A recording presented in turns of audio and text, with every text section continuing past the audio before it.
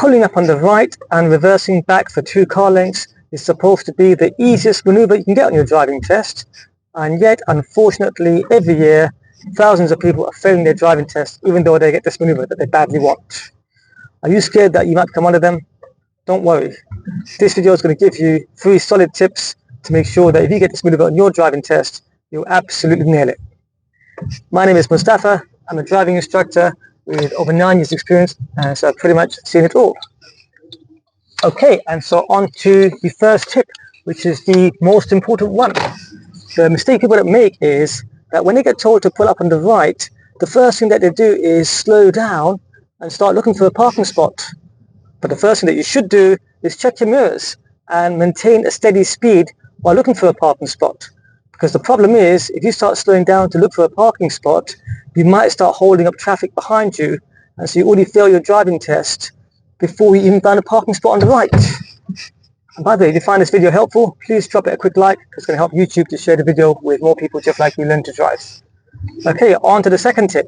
This one's really important as well, and I've seen so many people fail for this one as well. Is that once they find a parking spot, what they do straight away is pull into the very first one that they see, even though the first spot that they find is not even big enough.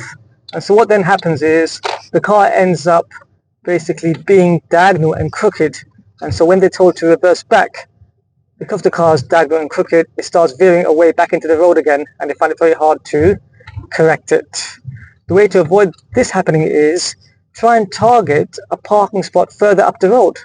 Don't look for the very first spot that you see. Look for a parking spot literally 30-40 cars away from where you are now, and a nice big one where you can fit 4 or 5 cars in there, and that'll give you plenty of room to drive forwards into it and straighten up.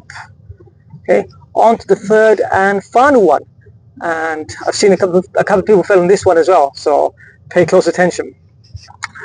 What learners do is when they do find a good parking spot and they've done their mirrors and their signal, what they then do is they slow the car down so dramatically that as they're pulling over, the car's lost all the momentum, and so the car's struggling to get close to the pavement, and also again finishes far from the pavement and finishes a bit crooked, and once again makes the reversing part very difficult.